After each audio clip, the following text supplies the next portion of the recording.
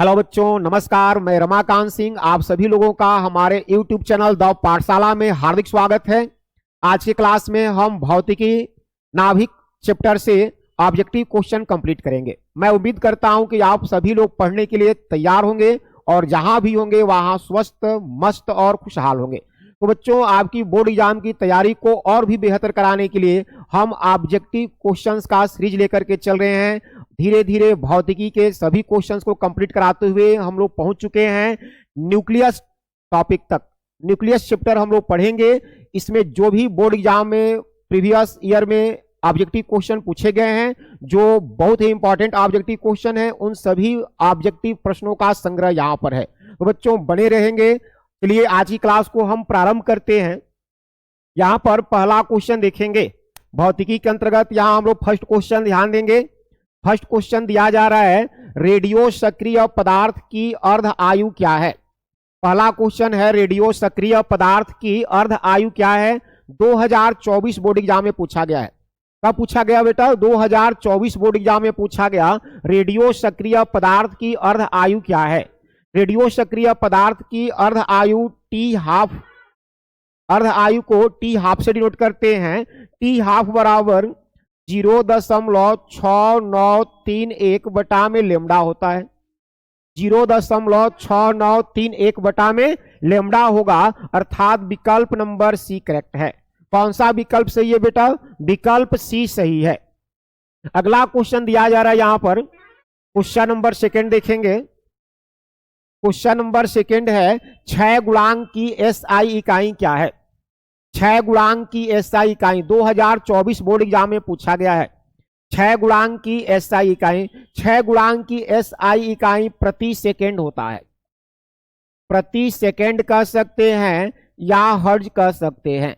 यहां पर प्रति सेकंड भी सही होगा, हर्ज भी सही होगा, विकल्प नंबर बी करेक्ट होगा। 6 गुणांक का एसआई इकाई क्या है? हर्ज है, विकल्प नंबर बी करेक्ट होगा। चलिए क्वेश्चन नंबर 3 देखते हैं। क्वेश्चन नंबर 3 है, 90 TH 280 कितना दिया गया बेटा? 90 TH 280 थोरियम है, जिसका परमाणु क्रमांक 90 है। परमाणु क्रमांक कितना दिया गया? 90, और द्रव्यमान संख्या ए दिया गया 280। एक परमाणु में न्यूट्रॉनों की संख्या कितनी होगी? न्यूट्रॉन की संख्या पूछ रहा है। न्यूट्रॉन की संख्या पूछा गया है। न्यूट्रॉन की संख्या बराबर होता है द्रव्यमान संख्या माइनस परमाणु क्रमांक। द्रव्यमान संख्या माइनस परमाणु क्रमांक, तो n बराबर हो जाएगा, अर्थात न्यूट्रॉनों की संख्या बराबर द्रव्यमान संख्या है 280 और परमाणु क्रमांक है 90। 280 से 90 घटाएंगे बेटा, 190 होगा। तो यहां न्यूट्रॉनों की संख्या कितनी होगी पूछा जा रहा है। न्यूट्रॉनों की संख्या कितनी होगी? न्यूट्रॉनों की संख्या 190 होगी। विकल्प में नहीं दिया 190, सही ऑप्शन इसमें नहीं दिया गया है। आंसर 190 होगा। सूत्र याद रखेंगे, n = a - z। न्यूट्रॉनों की संख्या बराबर द्रव्यमान संख्या माइनस प्रोटॉन की संख्या। रेडियो एक्टिव परमाणु के लिए कौन सा संबंध सही है? रेडियो एक्टिव परमाणु के लिए इनमें से कौन सा संबंध सही है? ध्यान देंगे, 2020 बोर्ड एग्जाम में जो भी प्रश्न यहां कराए जा रहे हैं, ये सभी प्रश्न विगत वर्षों के बोर्ड एग्जाम में पूछे जा चुके हैं। बहुत ही इंपॉर्टेंट क्वेश्चन का सिलसिला चल रहा है। आप लोग बिल्कुल अंत तक बने रहेंगे। अगर बहुत अच्छा करना चाहते हैं, एग्जाम में अच्छा मार्क्स प्राप्त करना चाहते हैं, तो बिल्कुल अंत तक हमारे साथ बने रहेंगे बाबू। रेडियो एक्टिव परमाणु के लिए कौन सा संबंध सही है? यहां संबंध पूछा जा रहा है, अर्ध आयु क्या होता है। अर्ध आयु क्या होगा? अर्ध यानी कि अर्ध आयु और औसत आयु में संबंध पूछा जा रहा है। रेडियो एक्टिव में अर्ध आयु अर्थात टी हाफ बराबर 0.6931 गुणे TA, यानी कि अर्ध आयु बराबर जो है औसत आयु का 0.6931 गुना होता है। यहां पर कौन सा विकल्प सही होगा बेटा? विकल्प नंबर डी सही है। सही ऑप्शन डी होगा। अर्ध आयु बराबर 0.6931 गुणे औसत आयु। औसत आयु। चलिए अगला प्रश्न करेंगे। नाभिक से अल्फा कण उत्सर्जित होने पर, ये अल्फा कण क्या होते हैं बाबू? अल्फा कण जो है हीलियम नाभिक होता है। अल्फा कण क्या है? हीलियम नाभिक है, जिसमें कि 2 प्रोटॉन होते हैं। इसमें प्रोटॉन कितने होंगे? 2। न्यूट्रॉन की संख्या कितनी होगी? 2। यानी कि यहां पर परमाणु क्रमांक 2 है और द्रव्यमान संख्या 4 है। नाभिक से अल्फा कण उत्सर्जित होने पर परमाणु संख्या कितनी कम हो जाएगी? परमाणु संख्या कितना होता है? 2 होता है, तो 2 कम हो जाएगा। अगर किसी परमाणु के नाभिक से अल्फा कण निकाला जाए तो उसके परमाणु संख्या में 2 की कमी हो जाएगी। विकल्प नंबर बी सही है। सही ऑप्शन क्या होगा बेटा? बी सही होगा। गामा किरणों की तरह होती, गामा किरणें किसके तरह होती है? यहां पर ध्यान देंगे, गामा किरणें किसके तरह होती हैं? अल्फा किरणों की भांति या बीटा किरणों की भांति, कैथोड किरणों की भांति या एक्स किरणों की भांति? तो गामा किरणें जो है एक्स किरणों की तरह विद्युत चुंबकीय तरंगें होती है। किसके तरह? एक्स किरण की तरह विद्युत चुंबकीय तरंग होती है। यहां पर सही ऑप्शन क्या होगा? डी। डी सही ऑप्शन है। चलिए अगला प्रश्न करेंगे। निम्नलिखित में सबसे कम स्थायी कौन है? कुछ प्रश्न दिए गए हैं, इनमें सबसे कम स्थायी 2020 के एग्जाम में पूछा गया, सबसे कम स्थायी कौन होगा भाई? कहा जा रहा है सबसे कम स्थायी कौन होगा? जिसका नाभिक हल्का होगा। जिसका नाभिक जितना ही ज्यादा हल्का होगा वह उतना ही कम स्थायी होगा। तो यहां पर 4 विकल्प दिए गए हैं, इन चारों में सबसे हल्का नाभिक किसका है? तो सबसे हल्का नाभिक हम देख रहे हैं हीलियम का है। हीलियम का नाभिक सबसे हल्का है, अतः यह सबसे कम स्थायी है। सबसे कम स्थायी यहां पर कौन होगा? सबसे कम स्थायी कौन होगा? हीलियम होगा। चलिए नेक्स्ट क्वेश्चन करेंगे। अगला प्रश्न है, एक AMU समतुल्य है। एक AMU किसके समतुल्य होगा? यहां 4 विकल्प दिए गए हैं। 1.66 गुणे 10 का -27 ग्राम, 1.66 गुणे 10 का -27 किलोग्राम, 1.66 गुणे 10 का -27 मिलीग्राम, 1.66 गुणे 10 का -27 मेगा इलेक्ट्रॉन वोल्ट। कौन सा सही है? 2020 में पूछा गया बेटा, ध्यान देना। एक AMU एटॉमिक मास यूनिट जो है 1.66 गुणे 10 का -27 किलोग्राम के बराबर होता है। सही विकल्प कौन सा होगा? सही विकल्प यहां पर बी है। सही ऑप्शन कौन सा होगा? बी सही ऑप्शन है। अगला प्रश्न दिया जा रहा है, नाभिक का घनत्व कितना होता है? 2020 बोर्ड एग्जाम में पूछा गया, नाभिक का घनत्व कितना होता है? नाभिक का घनत्व जो है 2.29 गुणे 10 का 17 किलोग्राम प्रति मीटर क्यूब होता है। कितना होता है? 2.29 गुणे 10 का घात 17 किलोग्राम प्रति मीटर क्यूब होता है। अर्थात यहां विकल्प नंबर सी करेक्ट होगा।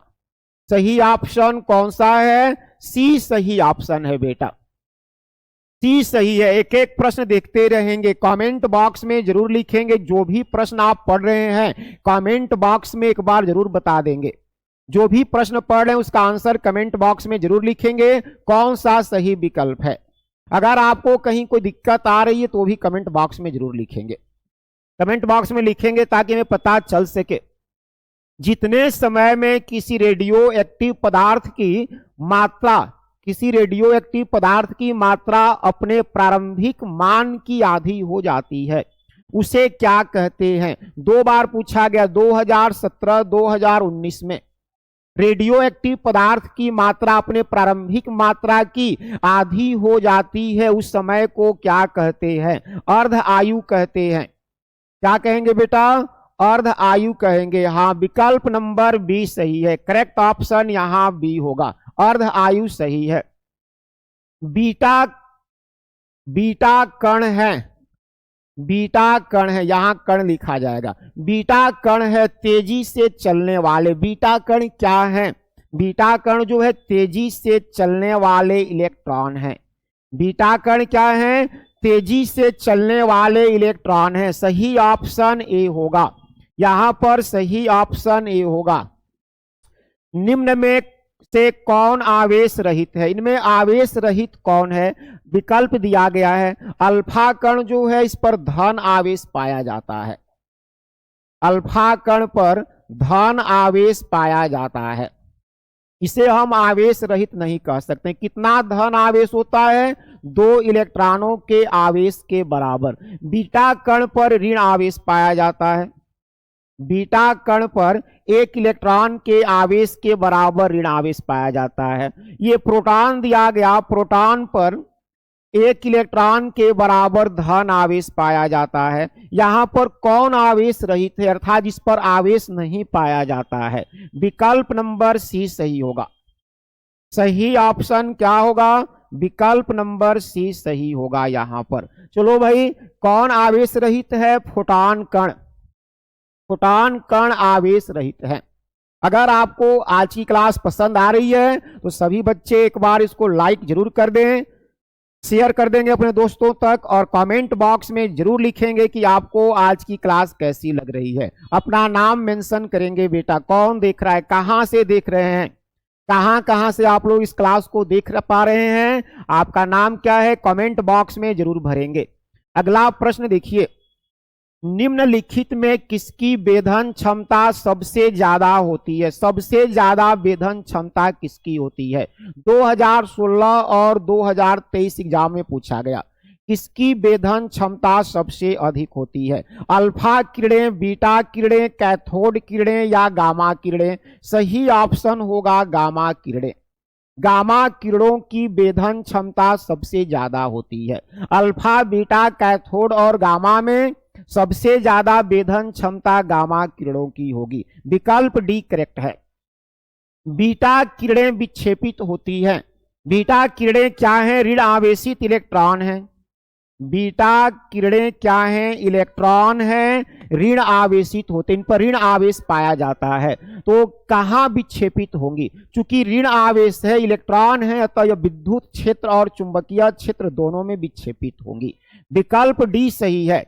करेक्ट ऑप्शन डी है, चुंबकीय एवं विद्युत क्षेत्र दोनों में, चुंबकीय एवं विद्युत क्षेत्र दोनों में विक्षेपित होती है।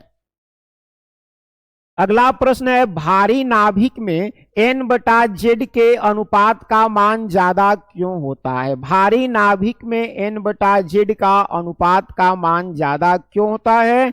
न्यूट्रॉन की संख्या अधिक होती है। न्यूट्रॉन की संख्या भारी नाभिक में अधिक होती है, अतः n/z अनुपात का मान ज्यादा होता है। क्या कारण है? न्यूट्रॉन की संख्या अधिक होती है। 2 परमाणुओं के परमाणु क्रमांक समान है। ध्यान देंगे, परमाणु क्रमांक समान है, द्रव्यमान संख्याएं भिन्न है। परमाणु क्रमांक समान है किंतु द्रव्यमान संख्याएं भिन्न है। क्या कहेंगे? जिनके परमाणु क्रमांक समान होते हैं उन्हें समस्थानिक कहते हैं। समस्थानिक कहते हैं। विकल्प नंबर 1 करेक्ट है, समस्थानिक होगा। 16 के लिए क्या हो जाएगा? समस्थानिक होगा भाई। अगला प्रश्न देखेंगे बेटा। नेक्स्ट क्वेश्चन बहुत ही इंपॉर्टेंट क्वेश्चन, ये सभी प्रश्न एग्जाम में आने वाले हैं, बिल्कुल भी स्किप ना करेंगे, क्लास को लास्ट तक बने रहेंगे। थोरियम जिसका परमाणु क्रमांक 90 है और द्रव्यमान संख्या 234। थोरियम जिसका परमाणु क्रमांक 90 है, द्रव्यमान संख्या 234। यहां से एक बीटा कण उत्सर्जित कर दिया गया। गौर करेंगे भाई, क्या उत्सर्जित किया गया? बीटा कण उत्सर्जित किया गया। कहीं से भी बीटा कण उत्सर्जित हो, बीटा कण उत्सर्जित हो तो उसके द्रव्यमान संख्या ए पर कोई प्रभाव नहीं पड़ता है, कोई प्रभाव नहीं पड़ता है। द्रव्यमान संख्या पर कोई प्रभाव नहीं पड़ता है, लेकिन परमाणु क्रमांक Z जो है 1 की वृद्धि हो जाती है। जेड में 1 की वृद्धि हो जाती है। यहां जेड का मान क्या है, 90 है, तो क्या हो जाएगा जेड, 90 प्लस 1 91 हो जाएगा। जेड कितना हो जाएगा, 91 हो जाएगा। और ए 234 है, तो ए पर कोई प्रभाव नहीं पड़ेगा बीटा कण निकलने से, ए 234 ही रहेगा। सही ऑप्शन क्या है, विकल्प नंबर ए सही है। ए का मान 234, द्रव्यमान संख्या में कोई परिवर्तन नहीं होगा, परमाणु क्रमांक में 1 की वृद्धि हो जाएगी। करेक्ट ऑप्शन ए होगा। अगला प्रश्न है, एक तत्व के परमाणु जो कि द्रव्यमान में भिन्न है, गौर करेंगे द्रव्यमान में भिन्न है परंतु समान प्रकार के रासायनिक गुण रखते हैं। रासायनिक गुण में कोई परिवर्तन नहीं, केवल द्रव्यमान में भिन्नता है, उन्हें क्या कहेंगे। जब द्रव्यमान में भिन्न है, रासायनिक गुण समान है, समस्थानिक कहलाएंगे भाई।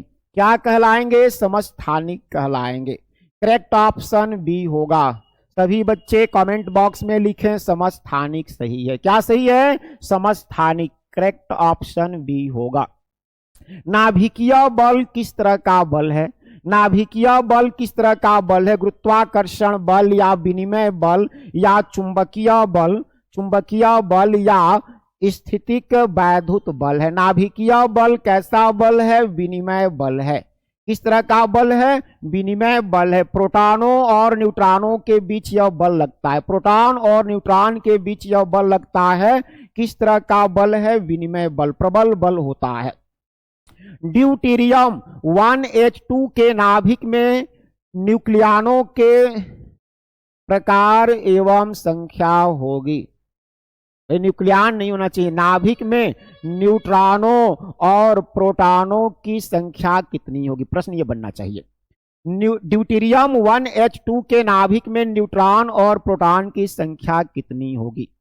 न्यूट्रॉन की संख्या और प्रोटॉन की संख्या पूछा जा रहा है। यहां आप देख रहे हैं परमाणु क्रमांक कितना है, 1 है, परमाणु क्रमांक 1 है, अतः प्रोटॉन की संख्या क्या होगी, प्रोटॉन की संख्या जो है परमाणु क्रमांक के बराबर होती है। तो प्रोटॉन कितना हो गया, 1 हो गया।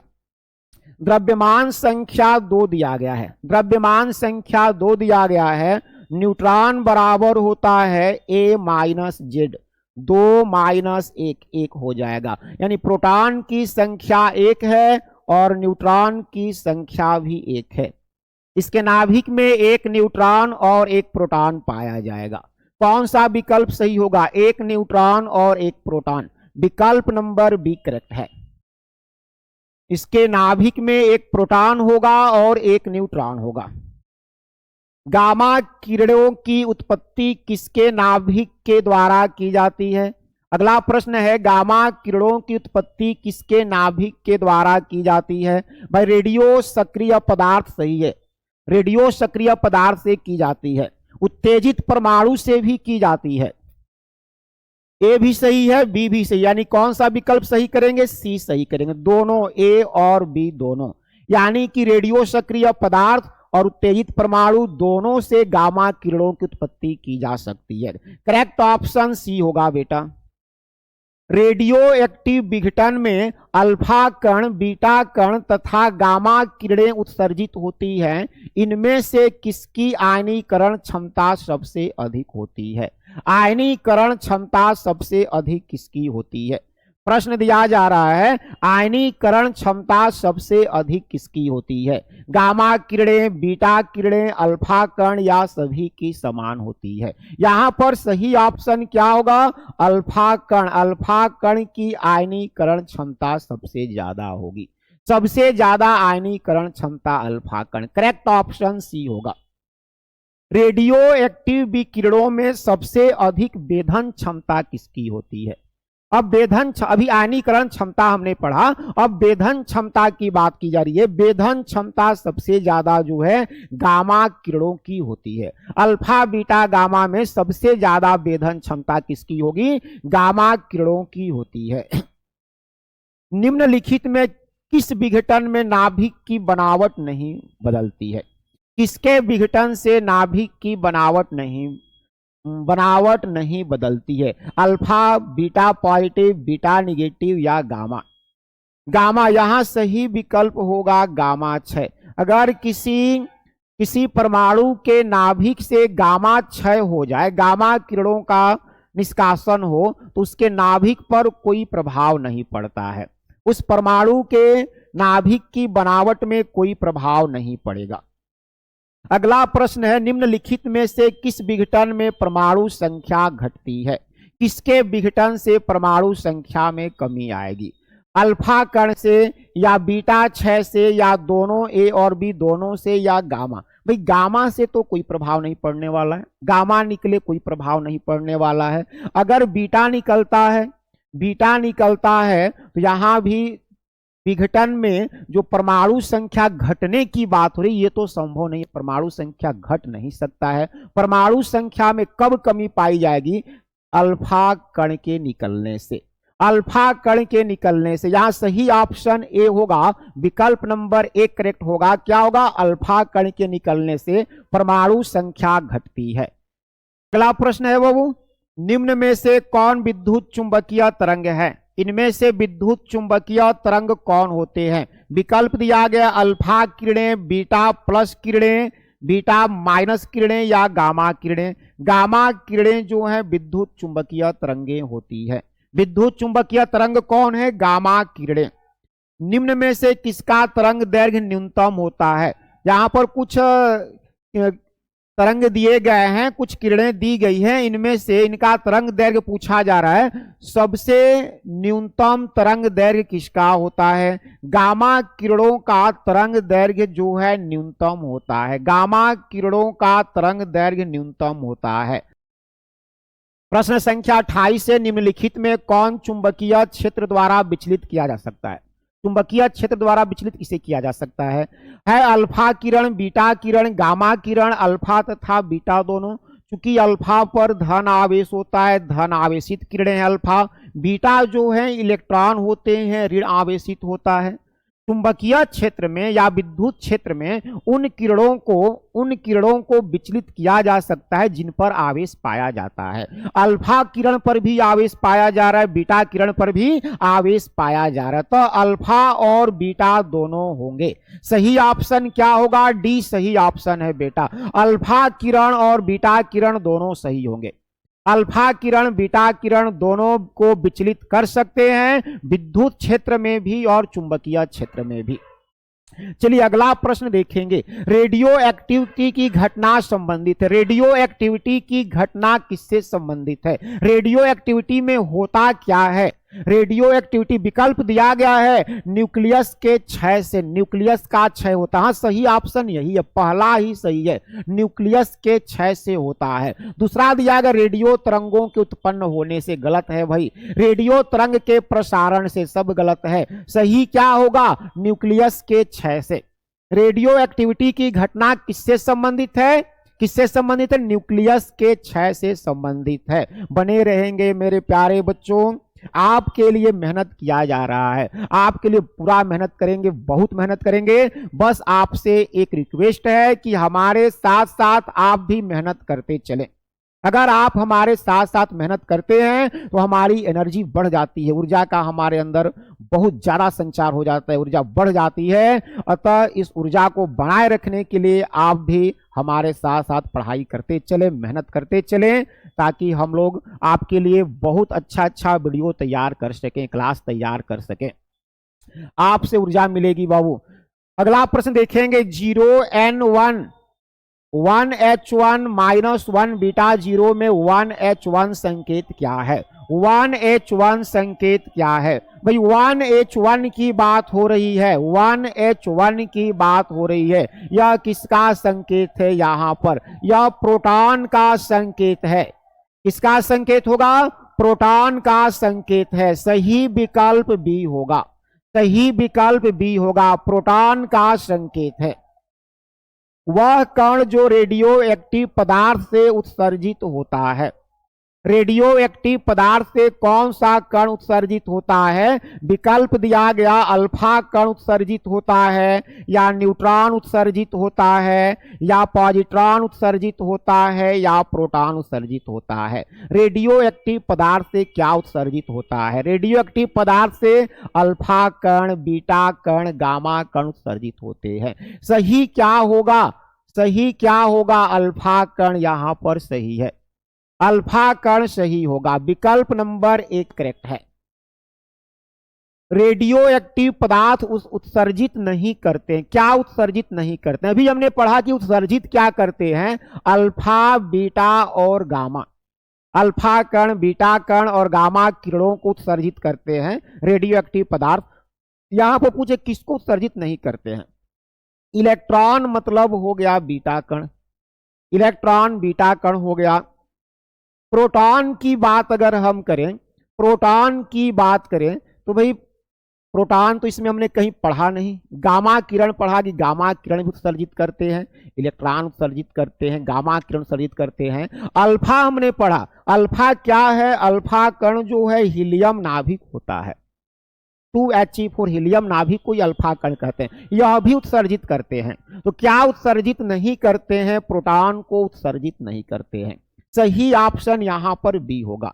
रेडियो एक्टिव पदार्थ क्या उत्सर्जित नहीं करते हैं? प्रोटॉन उत्सर्जित नहीं करते हैं। क्या उत्सर्जित करते हैं? तो अल्फा, बीटा कण और गामा किरणों को उत्सर्जित करते हैं। चलिए अगला प्रश्न देखेंगे। जब एक भारी नाभिक लगभग 2 समान नाभिकों में टूटता है, कोई नाभिक है 2 बराबर भागों में टूट जाता है, इस घटना को क्या कहेंगे? नाभिक को 2 बराबर भागों में टूटने की घटना को क्या कहते हैं? नाभिकीय विखंडन कहेंगे। क्या कहेंगे बेटा? नाभिकीय विखंडन कहेंगे। कमेंट बॉक्स में सभी लोग लिखिए, नाभिकीय विखंडन कहेंगे। सही ऑप्शन क्या है? 1 करेक्ट ऑप्शन होगा। जब 2 छोटे छोटे नाभिक आपस में मिलकर एक बड़ा नाभिक बनाते हैं, छोटे छोटे नाभिक एक बड़ा नाभिक बना लेते हैं आपस में मिलकर के, तब यह क्रिया क्या कहलाती है? इस क्रिया को क्या कहते हैं? इस क्रिया को जब 2 छोटे छोटे नाभिक एक बड़े नाभिक में संलयित हो जाते हैं, मिलकर के एक भारी नाभिक का निर्माण करते हैं, तो उसे हम नाभिकीय संलयन कहते हैं। जब टूटेगा तो नाभिकीय विखंडन, जुटेगा तो नाभिकीय संलयन। इसे क्या कहेंगे? नाभिकीय संलयन कहेंगे। विकल्प बी करेक्ट होगा। करेक्ट ऑप्शन बी है। नाभिकीय रिएक्टर में ऊर्जा का उत्पादन होता है। नाभिकीय रिएक्टर में ऊर्जा का उत्पादन जो होता है किससे संबंधित है? किस क्रिया से संबंधित है? नाभिकीय विखंडन से, नाभिकीय संलयन से, या ए और बी दोनों, या इनमें से कोई नहीं? सही होगा नाभिकीय विखंडन से। नाभिकीय रिएक्टर जो है, नाभिकीय रिएक्टर में ऊर्जा प्राप्त करने के लिए नाभिकीय विखंडन कराई जाती है, नाभिकीय विखंडन क्रिया की जाती है। आइंस्टीन का द्रव्यमान ऊर्जा संबंध क्या है? आइंस्टीन का द्रव्यमान ऊर्जा संबंध E बराबर mc² है। विकल्प नंबर सी सही होगा। करेक्ट ऑप्शन सी है, E बराबर mc²। हाइड्रोजन बम में अधिक मात्रा में ऊर्जा उत्पन्न होती है। हाइड्रोजन बम में अधिक मात्रा में ऊर्जा उत्पन्न होती है, किस पर आधारित है? नाभिकीय संलयन, नाभिकीय विखंडन, ए और बी दोनों, या इनमें से कोई भी नहीं? हाइड्रोजन बम जो है नाभिकीय संलयन की घटना पर आधारित है, नाभिकीय संलयन। करेक्ट ऑप्शन ए होगा। सही विकल्प ए है बेटा। परमाणु बम में अत्यधिक ऊर्जा का स्रोत क्या है? परमाणु बम किस पर आधारित है? किस घटना पर आधारित है? परमाणु बम जो है नाभिकीय विखंडन, अनियंत्रित अभिक्रिया होती है, नाभिकीय विखंडन की अनियंत्रित अभिक्रिया। परमाणु बम में अनियंत्रित अभिक्रिया होती है, जबकि नाभिकीय रिएक्टर में नियंत्रित श्रृंखला अभिक्रिया होती है। नाभिकीय विखंडन में नियंत्रित अनियंत्रित दोनों होते हैं, परमाणु बम में अनियंत्रित श्रृंखला अभिक्रिया, जबकि नाभिकीय रिएक्टर जहां से हम एनर्जी प्राप्त करते हैं वहां पर नियंत्रित श्रृंखला अभिक्रिया होगी। यहां विकल्प बी सही है बेटा, बी सही है। 1 AMU के तुल्य ऊर्जा क्या होगी? 1 AMU के तुल्य ऊर्जा 931 मेगा इलेक्ट्रॉन वोल्ट होता है। सही ऑप्शन क्या होगा यहाँ पर? डी सही ऑप्शन है, 931 मेगा इलेक्ट्रॉन वोल्ट हो जाएगा। युग्म उत्पादन के लिए गामा फोटॉन की न्यूनतम ऊर्जा क्या होती है? 1.02 मेगा इलेक्ट्रॉन वोल्ट सही होगा, डी सही है, 1.02 मेगा इलेक्ट्रॉन वोल्ट सही है यहां पर। अगला प्रश्न देखेंगे, नाभिकीय अभिक्रिया में संरक्षित भौतिक राशियां हैं। यहां कुछ राशियों के नाम दिया गया है। नाभिकीय अभिक्रिया में कौन संरक्षित रहता है? कुल आवेश या रेखीय संवेग या कोणीय संवेग या इनमें से कोई नहीं? कौन संरक्षित रहता है भाई? कोणीय संवेग संरक्षित रहता है। विकल्प नंबर सी सही है। कौन सा ऑप्शन सही होगा? विकल्प सी सही होगा बेटा। तो आज के क्लास में हमने नाभिक चैप्टर से संबंधित जितने भी इंपॉर्टेंट ऑब्जेक्टिव क्वेश्चन थे इसे हल कराए। तो बच्चों हम उम्मीद करते हैं कि आपको आज की क्लास हमारी समझ में आई होगी, आप लोग हमारे क्लास को पसंद किए होंगे। अगर आपको ये क्लास समझ में आई है तो आप सभी लोग कमेंट बॉक्स में जरूर लिखेंगे कि आपको आज की क्लास कैसी लगी। अगर कहीं कोई दिक्कत हो तो क्वेश्चंस को कमेंट बॉक्स में लिखेंगे, उसका सोल्यूशन फिर से करा दिया जाएगा। आप लोग इसका रिवीजन घर में करते रहेंगे ताकि आप आने वाले एग्जाम में बहुत अच्छा दे सकें, बहुत अच्छा कर सकें। इसके लिए आप लोग को, आपने हमारे साथ क्लास को देखा, इसके लिए आप लोगों को बहुत बहुत धन्यवाद। फिर मिलते हैं नेक्स्ट क्लास में अगली वीडियो के साथ। जय हिंद, नमस्कार।